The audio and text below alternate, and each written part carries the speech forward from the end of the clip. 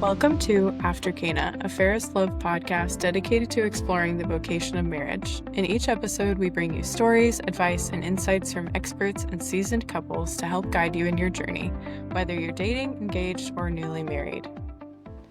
I'm your host, Gabby Quinlan, and today I am so excited to welcome Renzo and Monica Ortega. Renzo and Monica are parents to 5 children, Catholic ministry leaders, national speakers, hosts of their popular marriage podcast, To Become Family, and recently published authors of Lovemaking, How to Talk About Sex with Your Spouse. Welcome to After Cana, guys. Oh, thanks for having us, Gabby. We're so happy to be here. So excited to chat with you and just jump into this really great topic. So tell me a little bit about you two. How'd you get into the Catholic ministry, working with families, working with couples, and talking about marriage and all that stuff? Sure. So it really started with youth ministry. When we were in high school, we had this crazy, wonderful youth minister who put so much love into caring for us. We were the knuckleheads in youth group who were disruptive. I don't know if you were a knucklehead. I was a knucklehead. Once a teacher's pet, always a teacher's pet. Okay, so fair. Yeah, me too. Yeah, that is true. So he was disruptive and I was just challenging in life.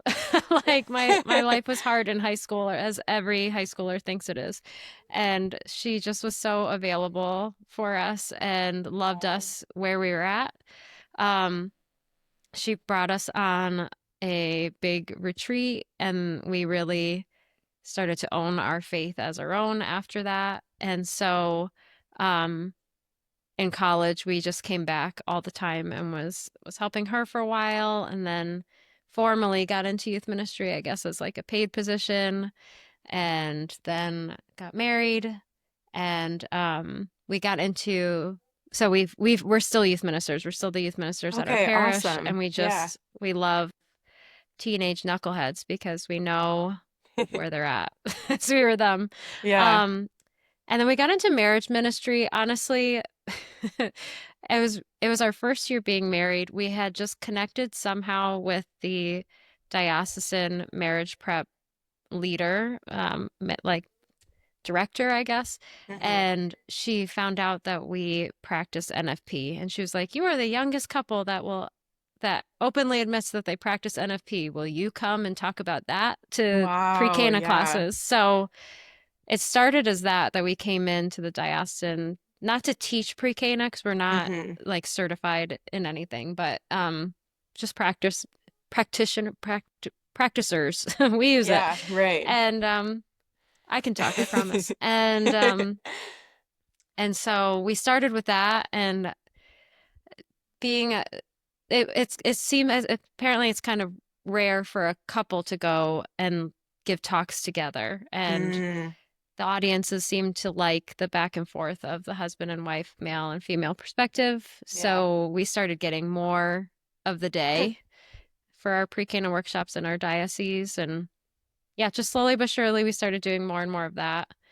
Nice. And we got into online ministry. You want to talk about that? Yeah. So we ended up going into online ministry ultimately as a way of keeping in touch with our youth group kids who are now turned young adults, now getting married, and still originally it was like an idea so that we could keep walking with them in their marriage now. And they're parts of the country. If they want to hear from what we would do if we were their age, like we wanted to give that advice and put it out there. But then it quickly became the podcast in the ministry turned from that to putting something out there that was honest and vulnerable about what marriage could be like and the difficulties that we had early on in our marriage, and being able to put that out there so that others could hopefully learn from that or feel a solidarity that like you don't have everything together, that's okay, that your marriage can still be holy and healthy, especially with the human aspects that we still needed to work on. Totally. Yeah. That's great. Yeah, I was listening to a couple episodes of your podcast, which we will plug this all in the show notes for anyone listening. But To Become Family is the podcast. But yeah, I personally, as a a young married woman, my husband and I have been married for 2 years now. I find it really encouraging to hear from a couple like you guys who I can tell are like still in kind of the thick of it, raising kids and doing all the things that we're doing. And we have one baby girl right now, but it's just encouraging to hear from someone who's like just one step ahead of us, like multiple children, kind of been through that first, like those nitty gritty first like 5 years, where you're figuring each other out. And so I think that was such a great idea, and very accessible for any couple who's just like, man, I feel a little bit alone in this vocation and I don't know what other people are doing or talking about. And I just think that's a really, really great resource for people. So if you haven't checked out their podcast, definitely check it out. I wanted to ask you guys a little bit more about your personal love story. You mentioned going to youth group together, so I'm assuming you started dating in high school. In high school, We yeah. did, Okay, yes. wow. That's so sweet. I love it. Was it like love at first sight? For me, it Were you was. buddies? For me, it was. I love it. Yeah. Tell them what you did. Tell him what Oh I did. no. So Renzo was hardcore in the friend zone when we were in high school for a Oof. while. So it's funny because we started going to youth group for two different reasons. While he was the disruptive one in youth group, he was definitely the better Catholic at the time. He was still an altar server and still much more involved in the church, whereas I had made my confirmation and kind of pieced out for a bit. Yeah. There were some like family issues and I was testing the waters in high school and getting into trouble. So my mom was like, you need to go back to Jesus. You need to go to youth group. So I was forced to go to youth group. Yeah. Okay. And Renzo went there more willingly. And when at the time that there hadn't been a youth group before, our youth minister was kind of starting it. So we were the pilot kids. Okay. And and through that, Renzo and I became very good friends. He fell in love and I told him all about my different boyfriends and the things I was doing with different boys and all the breakups, and he was the shoulder I would cry on. And hardcore in the he's like, friend zone. I'm gonna stick it out. I'm just waiting. Yeah, that's the awesome. time will be right. Yeah. And it was at the youth conference that just so many things in my life made more sense.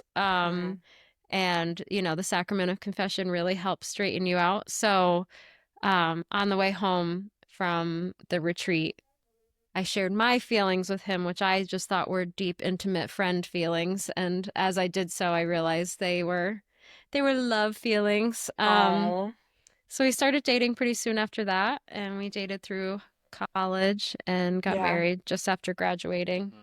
Nice. Yeah. Oh my gosh, that's so sweet. I mean, really, that's what you want is deep, intimate friend feelings with someone forever. But I mean, Yes. plus the romance, obviously, but I think that's really sweet. I love that story. So for anyone listening who's, dating or engaged, I know at least for my husband and I, engagement was probably like the trickiest period of our relationship. It's such an in-between, like we're committed to each other, but we're just waiting for this, thing to happen and ready for the next step, but you can't take it yet. What are some challenges that you found in your relationship, dating through college and all of that? What are some things that came up for you, and what do you think couples should be aware of or discuss as they're dating and navigating those tricky seasons? Yeah, so the dating season into engagement, I think, was tricky for us because there was so much that we were still developing a ton as individuals. So like, we weren't, not that we're like fully grown humans now. Like I still feel like there's a lot of developing and growing, but early on, like there's just a lot of seasons that you go through, particularly in college, of like, so like year to year, it felt like we were dating a new person.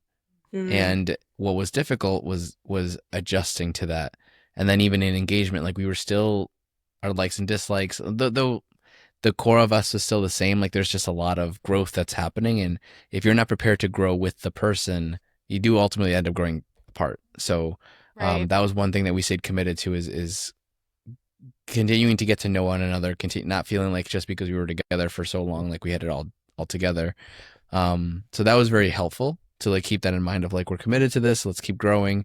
And then, but then even keeping that mindset when we went to engagement of like this doesn't mean that you're going to stay the same person. Like we're committing to the Right. other person and all their future selves, that like they're going to continue to grow. So making sure that we kept that in mind, because then even in marriage, there's still growing that's happening. And to the point that you're like, wow, you feel like sometimes like, man, I thought I knew who this person was, but the reality is like more is coming out. That's what the Right. sacrament's supposed to do.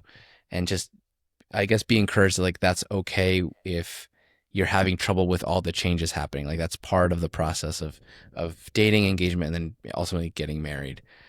So I know Yeah. that that's a struggle I think that couples can have nowadays, is just feeling like they want to, like, I picked this person, I want them to stay the person I picked, but like Yeah. that's just not how we are as humans.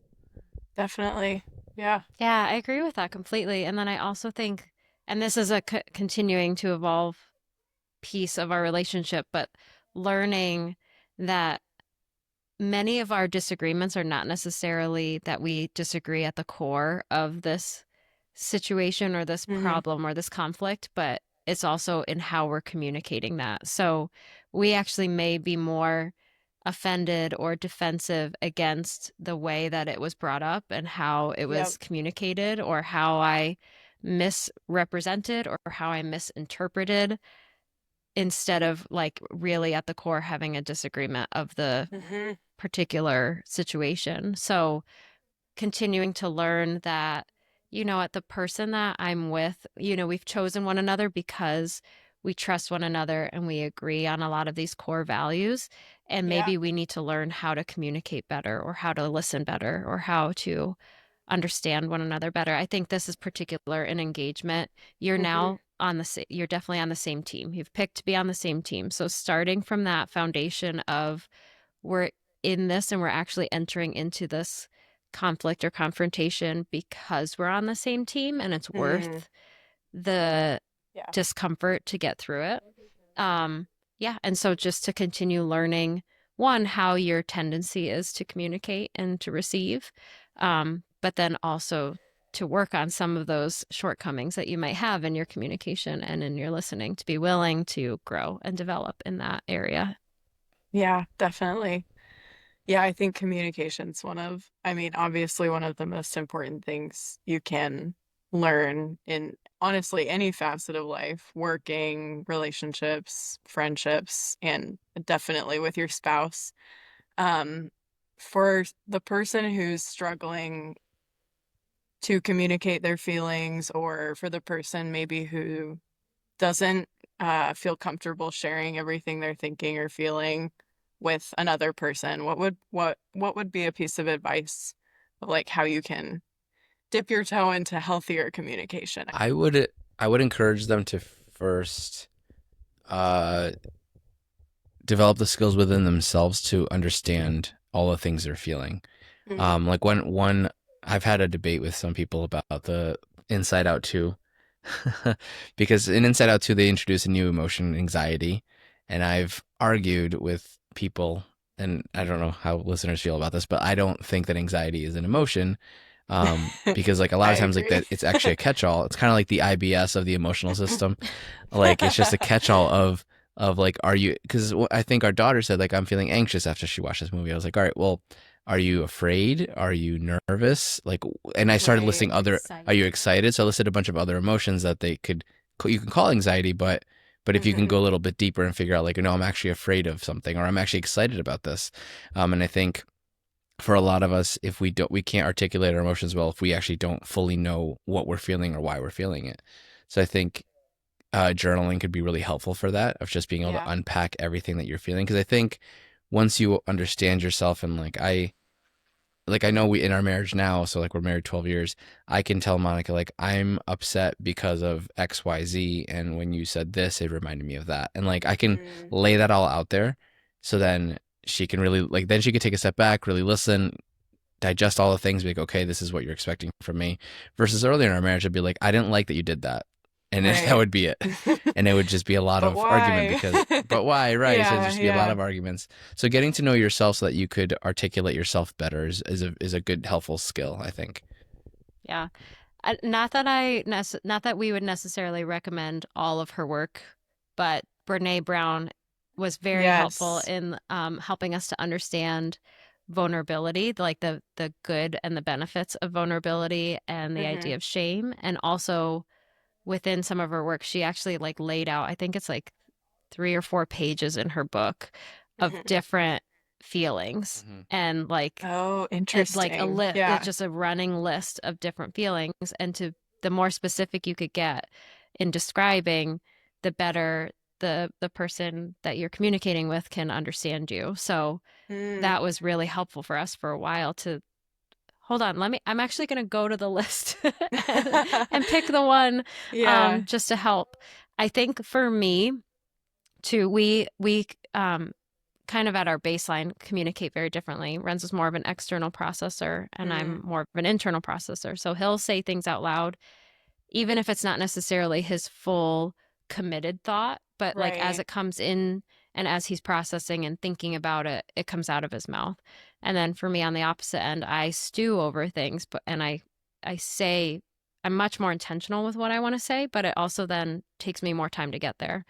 So Right. one thing I think that we learned is to preface both sides, to just be like, I'm just going to talk for a little bit. Yeah. Please don't be offended because I'm not really sure that I really believe everything I'm saying, but it has to come out for me to think about it. And Yeah. then That it's makes for me to be sense. like, okay, I'm going to take that then. I'm going to take you because I trust you. We've grown in that trust. I'm going to trust that like what you're saying is just to help you get there. And then Mm. for me to communicate, I'm not ready to talk about this yet. I will, Right. and like give kind of a deadline, but to just allow one another like at your to not change who you are, but to be better at who you are. So Mm. I have to sit and think about this. I'm gonna go take a shower. I'm gonna go take a walk. The kids are too crazy right now. After dinner, when they settle down, we'll put on a show and we'll go talk about it or what have you. So I Yeah. think prefacing our communication so that the other person knows this is important, but it might not go pretty. Right. Right. That's great. Yeah, I love that advice. And then on the vein of communication, but kind of shifting into your book, which is about communication, but in a very intimate setting, obviously. So the book is called Lovemaking: How to Talk About Sex with Your Spouse. First of all, I just wanted to read a line from one of the Amazon reviews just to encourage anyone who's listening, like what the vibe of this book is. So one reviewer wrote, this book is accessible, relatable, and authentically Catholic and Christ-centered. From what I've seen of you guys, that's spot on. And so just encouragement for anyone who's like on the fence about buying the book, check it out. So tell me about what motivated you to write this book, and what's your intended impact? How do you hope this will help couples communicate about sex, which is so important and integral in marriage? Mm. I think so as far as primary motivator, um through our podcast and it kind of growing in popularity, it's very odd to kind of self-promote, but it has to be done so people can buy the book. Um Right. so as people just started to pick up on like we are not trying to come across as experts. We do not have some special background in communication or psychology or Hmm. sociology. We also don't have Renzo was a theology has a theology background, but like we don't have this professional background. Our hope and our goal, even in starting any of this stuff, was to just prompt good conversation between couples. So, Hmm. like, here's the thing that we have experienced, and we didn't really know who to talk to about it, to try to navigate it. Right. So, hopefully, you hearing that somebody else has gone through something, and it's not going to be exactly like your situation, but has gone through something similar. Hmm. And we kind of just are showing you how we've muddled through that and talked through that. And here are some tools that we picked up along the way. Here's something that we learned along the way to help strengthen that conversation, help it make it more fruitful. The topic that was always responded to most were when we posted topics about sexuality and intimacy and things like that between spouses. So it seemed to be something that people were like, oh my goodness, I didn't know how to start this conversation. There's a lot of really good books out there for the morality of married life, and they're wonderful. Thanks be to God they exist. And there's a lot of faithful Catholics who go into marriage and they're like, I want to do this right. Yep. But who do I talk to about the specifics of like, what does that look like on Wednesday? Yes, exactly. Like, what is that like after kids come? And what is, okay, I get the church rules, but blank, or wow, that sounds so wonderful and pleasurable and exciting, but our experience is not that. It just doesn't seem to be adding up. Why? And how do I tell the other person that? Yeah. Without hurting feelings or without hurting feelings or yes, and to receive that and not feel shame, right? And things like that. So our real goal was to not necessarily solve everyone's problems, but to give them a safe space to start talking about it. And maybe every chapter ends with several conversation starter questions. So maybe you're uncomfortable or worried about bringing something up yourself. You can blame the book and be like, I read a book and they brought up this question and it made me think, what do I think about this? What do you think about this? So hopefully to kind of break the tension a little bit and to offer that space to have the conversation.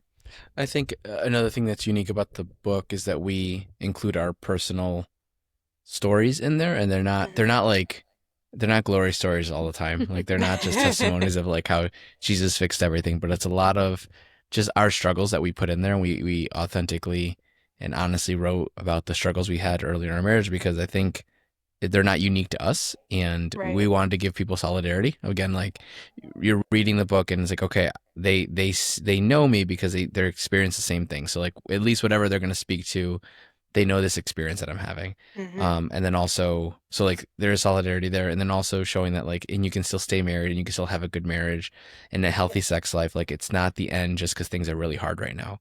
Because I do remember being in that and really thinking that like, this is awful. I can't believe this is what it's like. So, so a lot of that goes into the book as well. Yeah, that's so good. I think so many couples need to hear that. Thank you guys for being so vulnerable and sharing. So just getting into this conversation, why is sex such a difficult topic between spouses?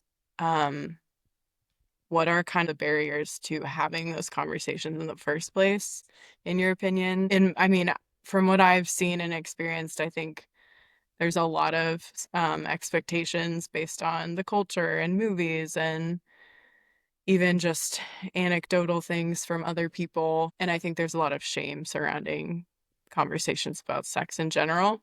Why is this communication so challenging for couples, do you think?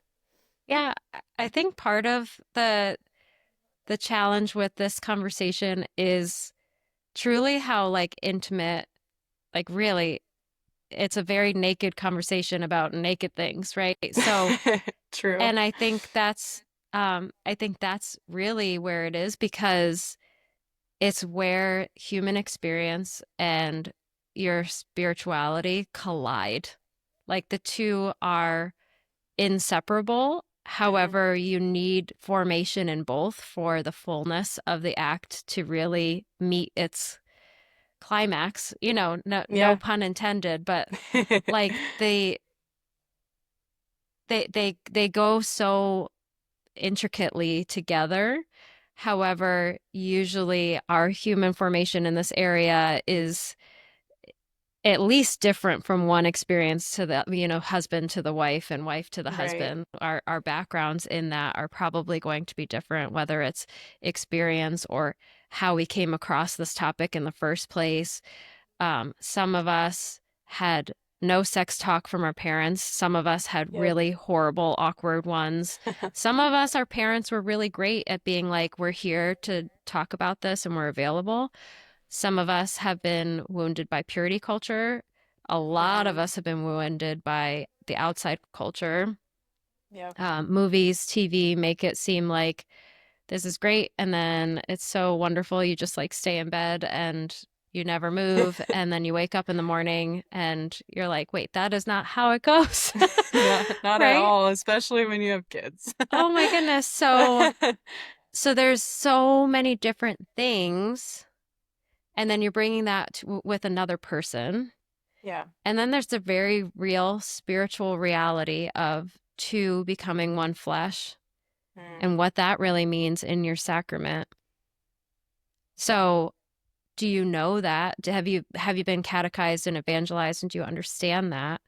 Okay, maybe in your head you understand that, but does your heart understand that? Does your soul understand that? And so it's all of that put together. Yeah. Plus technique and plus timing and plus Right. all the Practice. things. So for sure. there's so much. So I think that's where it's almost like it should be a little bit challenging. Right. But part of us is like, but it's one of the most natural things in the world. It should be so easy. So I think part of it is this like, oh my goodness, it's not coming as natural. So I feel like, is it me? Is it us? And things like that. And then why is it kind of taboo to talk about? Well, and I think part of it is like, well, I don't want to be raunchy like the whole world. Right. And Yeah. say these things out loud, or maybe use like proper terminology or things like that, because is that dirty? Am I allowed to say those things? So withholding that prevents opportunity to really understand what your spouse is saying, because kind of like going back to this is how I feel, and I'm going to use the specific word so you really know. You're a little bit like, am I allowed to say that body part out loud? Can I give direction, and things like that. So I think, it's a whole lot.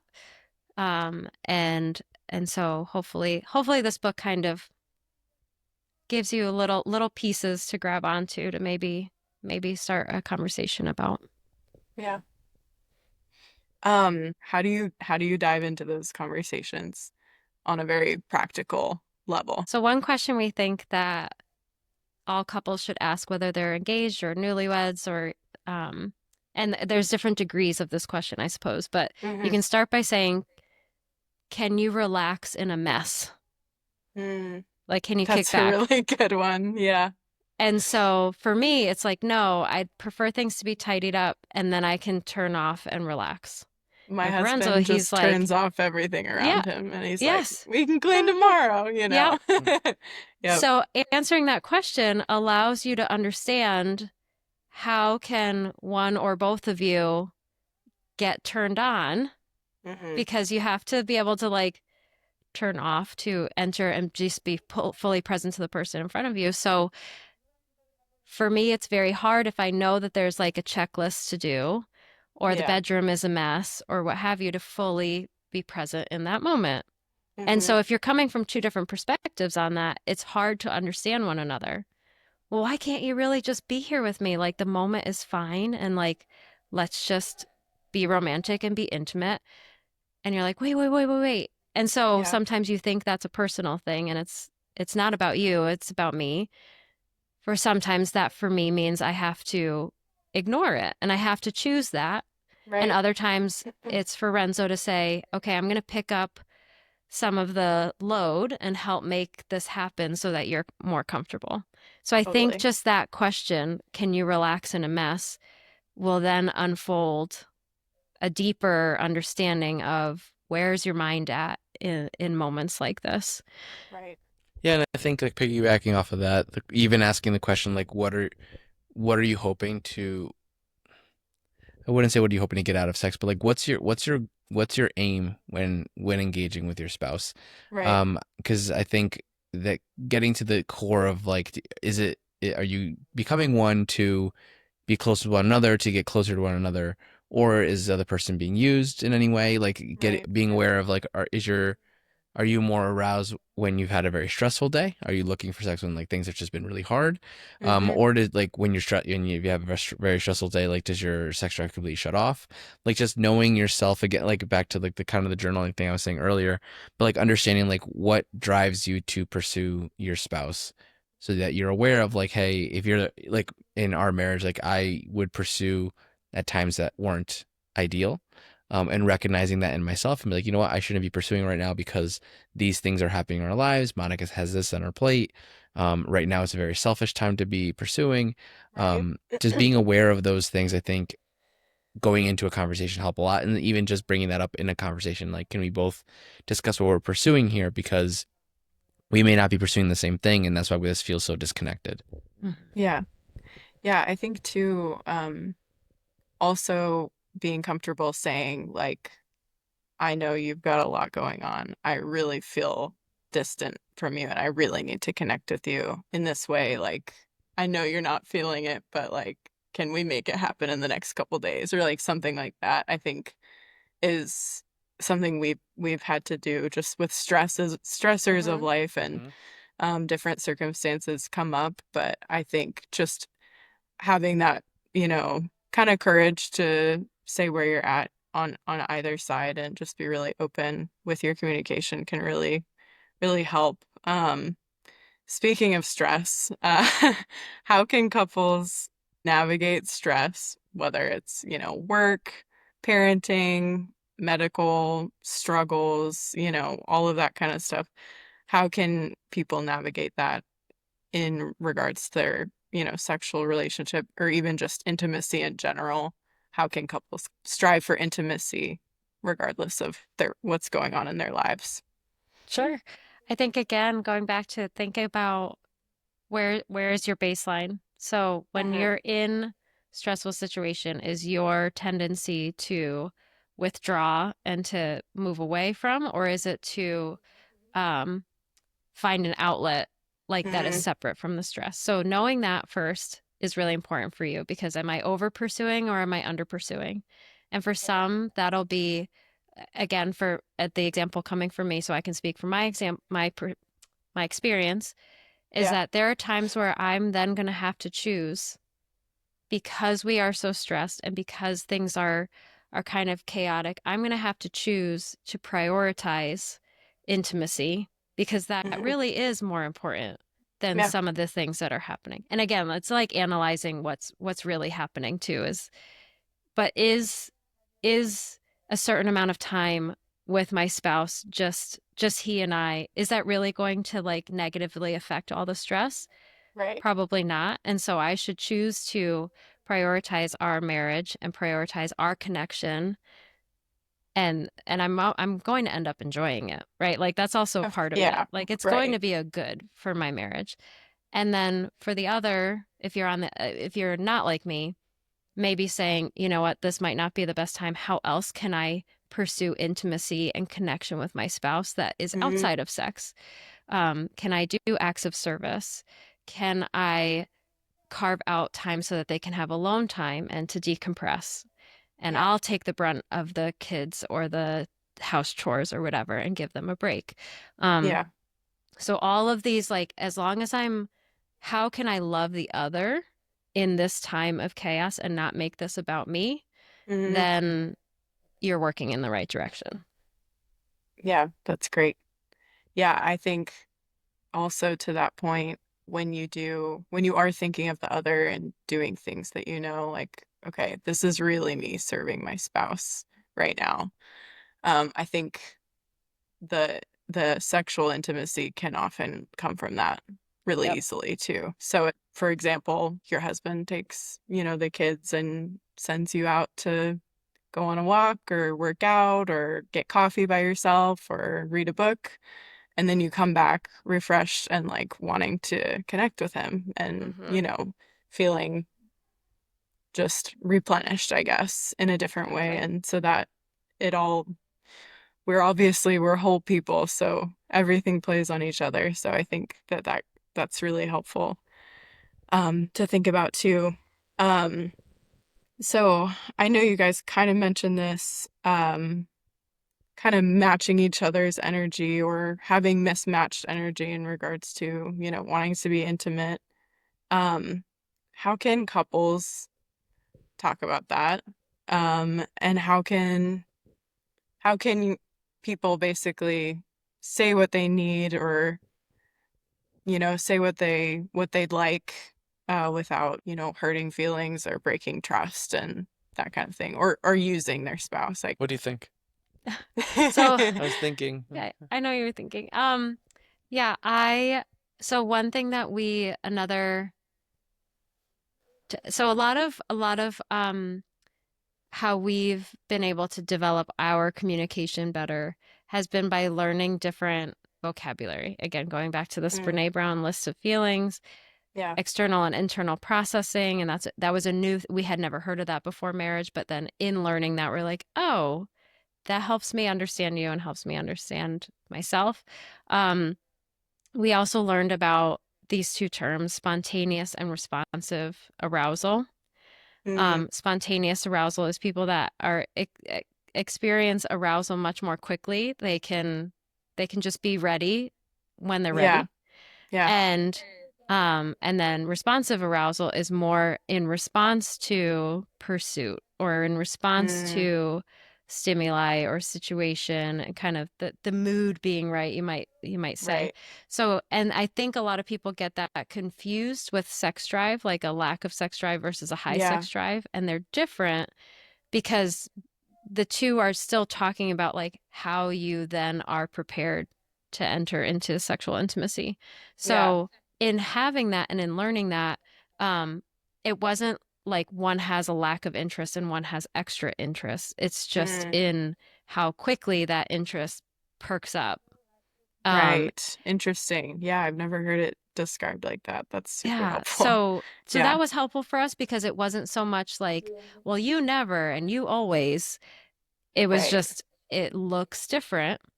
Yeah. And so sometimes there was the like, okay, acknowledging that Monica has responsive arousal. I'm gonna try to set the stage a little bit better, and I'm gonna be prepared for this to take a little bit longer Right. so that we can both be ready and able to enjoy. And then to also not take offense to like, you are aroused more quickly, and that doesn't necessarily mean that you're also lusting. It could just be like Right. you just got there faster than I did, Yeah. and that's okay too. So having those two new words for us was a good way to like use those words to communicate. Then like, I want to be ready, but I'm not I'm ready not yet. quite there. Yeah. Sure. Or and like, okay, I see that you're excited, and I'm so glad, like I'm flattered and I'm glad, and like things like that. And it just it took the finger pointing away, I guess, so to speak. Right.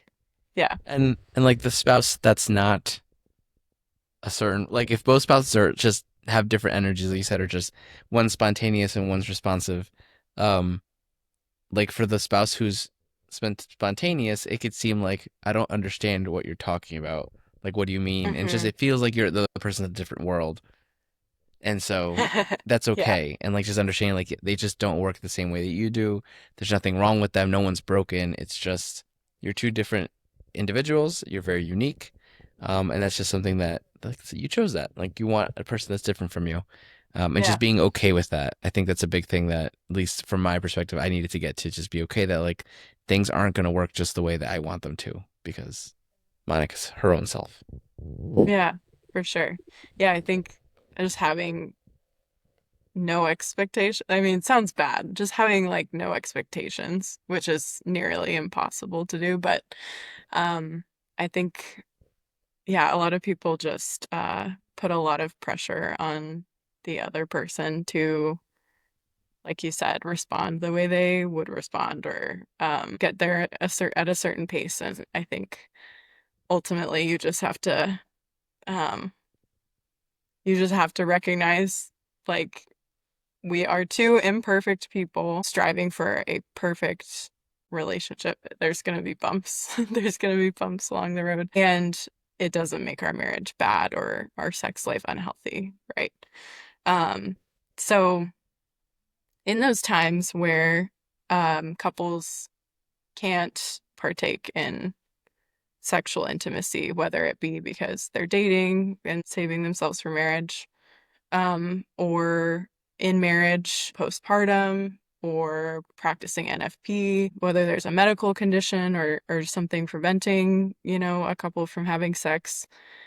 How can people work through those tough situations, and how can they still work on growing closer together, even though, that is a really good way to grow close together? I think the first is for the whatever spouse is the spontaneous arousal spouse. Mm-hmm. Usually it's the male, but that's I think only 80% of the time. Whoever the spontaneous arousal spouse is, they need to keep in mind that their need, their desire to have sex is not a need that needs to be fulfilled. They'll be okay. They won't combust and die. So like they just need to know that. Right. But I think for couples to continue to grow closer during whatever the time of abstinence is, and for whatever reason, one thing that we've come to appreciate is our play personalities. That's something that we mentioned in the book. We didn't come up with it. There's researchers, and a researcher that Brene Brown researched with, like, Nice. got us onto this. But each couple or each individual person has a way that they prefer to play. And for a lot of adults, actually, like, we don't play often because, like, there's so much responsibility around us. We're constantly stressed, and if we find ways to play within our day, like, things are just lighter. And it's the same as kids having being able to play. Like, just things are more fun throughout the day. Things are lighter. And if you could find a way to play with your spouse, you will connect in a very different level, because you're just doing something that's fun. And it doesn't mean like going out and necessarily playing a sport or playing a game, but finding different ways that they enjoy playing. So one of my ways of playing is watching movies. Like, I love watching movies, and I don't just watch movies for entertainment, but like, I really get into the story. I know every character. I know what, like, I like envision myself and I can superimpose my family into the different characters. And Monica's come to appreciate the way I watch movies. So like, she watches them with me occasionally as a way of playing with me. And that's something that, like, we've done as a way of growing closer together that's not sexual. That's awesome. Yeah. And a line that we try to go back to all the time is that sex is intimate, but intimacy is not just sex. So they're to just really pursue other ways of being intimate, play personalities, love languages. Like, all of these are just different ways to, again, communicate about this. But to really just focus on, like, why are you my favorite person? Why are you the person that I'm picking? If you're dating, why are you the person I'm picking to be with right now? Engaged and married, why are you the person I'm picking to be with for the rest of my life? And, like, focus on those things. And again, when the time comes back around, or when you do get married, like you said before, that will only enhance your sexual experience as well, the more intimate that you are outside of the bedroom. Yeah. That's so great. I've never heard of the play personalities before, but I think that makes so much sense, and it makes me, it's like such a sweet way, like an innocent way to connect with your best friend, like you said. And I'm like realizing that we sometimes do that, but I didn't know we were doing that. But like, we both have different hobbies, my husband and I. And he's really into this painting hobby. And some nights, if he's like watching a video on how to paint a certain thing, I'll like watch it with him and get really into it and ask him to show me like what he's thinking of doing next. And he gets so excited about it. And then it makes me happy. And I'm like, okay, this is great. And then vice versa, he'll get really into something I'm excited about. And so it's a really great way to keep the curiosity going and pursuit, even though it's not sexual pursuit, which I think is great. So I want to talk about a chapter in your book that is titled Grace Before Intimacy. Basically talking about how sex with your spouse is meant to bring you closer to Jesus ultimately. It's a part of your lived vocation. Can you talk about that idea? I think it's really, really interesting, and I'd love to hear more about it. Yeah. So we wanted to put that chapter in there at the end, both as one as a reminder to couples that like our marriage reflects God's love for His people, so Mm-hmm. that if we can get our marriage and our intimacy right, we become a sign to the world of like how much God loves them, and just giving them that responsibility and that awareness of like this is what you're striving for. You're not striving just to connect with your spouse, but you're striving to be a sign to the world. And then majority of the chapter then also just shifts to how like God's spousal love is revealed through the sacred scripture. So in the Old Testament, but then also revealed in the New Testament and in the Gospels, Jesus calling himself the bridegroom, saying John the Baptist announcing Jesus to the world like a best man announces the groom. Um, Jesus using spousal language at the Last Supper, saying that he's going off to prepare a place for his disciples. That's very similar to that. The language he's using there is the language that similar to in Jewish weddings, they'd have the wedding and the marriage in two different parts. One would be the legal part, and then after they're married legally in the ancient Jewish wedding, the husband would then go out and build a home, and then Oh, come wow. back to get his beloved, and then bring her to the home, and then they would consummate there, and that would be the second part of the wedding. Second part of the marriage. So when Jesus tells us at the Last Supper that he's going to go off to prepare a place for us, like he's using spousal language, and then I think I also mentioned in Revelation, like this the wedding supper of the Lamb, like that's our wedding banquet, that's our wedding feast that Christ is throwing for us, his bride. So not only should your marriage be a sign to the world, but also it should be a reminder of how intimate God wants to get into your life and Jesus wants to be one flesh with you, and that's what we ultimately receive in the Eucharist. So it's just putting that all together so that marriage and ultimately we put it together in the book because we don't want the book to be just a self-help on how to have better sex. Like, Right. yes, that's part of it, but that's not the reason to have good sex just because you want to have good sex with your spouse. Like, Yeah. there's plenty of secular books that could do that, but ultimately, like, this is supposed to help you with your marriage so that you could be a sign, and then your marriage so that you could be closer to Jesus. And that was the main, Wow. the ultimate goal of it, is so that we could have better relationships with Christ. That's awesome. I've never heard that parallel. That kind of just blew my mind. That's awesome. Really beautiful. Um, okay, so I have to ask, any inspiration or advice for someone out there listening who might be, struggling in, the dating scene, or are struggling in engagement, or are newly married and trying to figure things out? What would be a piece of advice or inspiration that you guys would give those people? I mean, like I have a lot of different pieces of advice. So Totally. so one would be that, like, kind of like Renzo was saying, and I don't want to categorize like human formation and then spiritual formation, because again, the whole point of what we're trying to do is to put those two things together.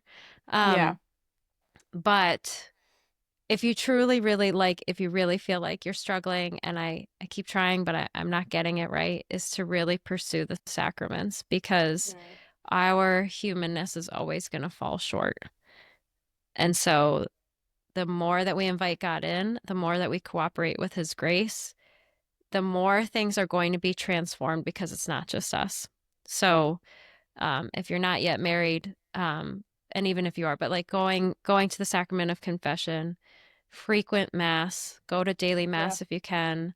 Um, Something I learned way too late in life is the offertory part of the mass is actually supposed to be us offering our whole lives and like just giving ourselves as we are to uniting our offering. Excuse me.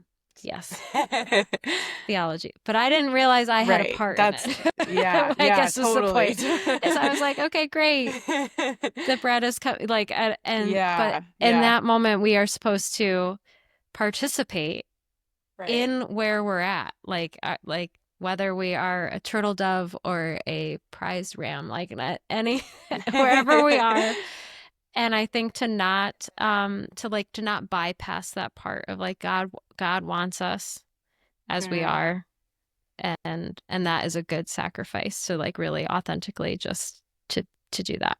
And then another, like a human piece of advice, would be to start to look into yourself.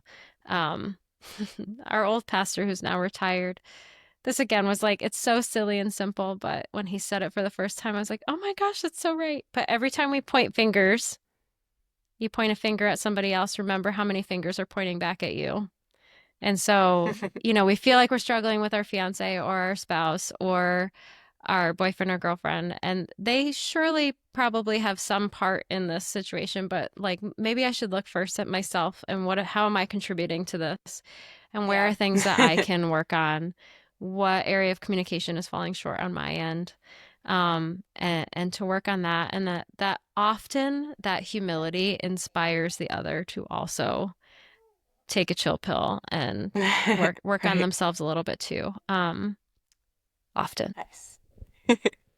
Renzo, anything from you? Last piece of advice. So truthfully, for me, it'd be you just keep going, because I think there's so much there, especially I think in this time, like there's a lot of temptation to despair, regardless of what stage of life you're in. When things are hard, it's just the temptation to like, this is never going to work out, and just think all the negative things. Maybe that's my own melancholicness, but like there's just the desire to like just be like, this isn't what it's supposed to be. It must not be God's will. But continue to, like, if you're pursuing the Lord and you're pursuing Him through the sacraments, just keep going and trust that like things will work out for your good, because the Lord said that. Like the Lord, we have to trust at some point and really give all of ourselves to Him, and just like whether it's putting our vocation or our marriage, or our dating life, whatever, giving it up to Him and just being willing to give it up and be like, that's not the most important thing. You are the most important thing, Lord, and whatever you will is what I will happily receive. Like I think getting to that point is important, and like it's not easy. I struggle with that myself, but I do think that if you're tempted with despair and tempted like this isn't going to work out, just keep going. The Lord is there, and He's going to take care of you. Yeah, it's great advice. Gotta keep fighting the good fight. I love it. Okay, so for our listeners also, where can people find you guys? Where can they connect with you? Find your book? Plug all the things you'd like to right now. Yeah. So our apostolate is called To Become Family, TWO, Become Family. We're on Instagram with that handle. Our website is To Become Family. Our Gmail is To Become Family. It's easy. Yeah, we have a Substack, all the good stuff. So you can find us there under that name. Our podcast is on Spotify, Apple, wherever you find podcasts, also called To Become Family. And our book is available if you order it through Ave Maria Press and use the code LOVE10, you'll get a 10% discount. You can also order it from Barnes & Noble or Amazon. So if you have gift cards, you can go there. And yeah, so it's published through Ave Maria Press, and it's Lovemaking. If you are searching on Amazon, also write Ortega after the word lovemaking, because I'm not entirely sure what will come up when you search for that alone. Yeah. But you should be good if you go right to Ave. That's a good tip. Yeah. Nice. Okay, awesome. Well, thank you guys so much. Thank you so much for having us. Yeah. It was such a pleasure. If you enjoyed this episode of After Cana, share it with a friend, leave a review, or head to the Fairest Love website for more resources on building relationships and families of faith.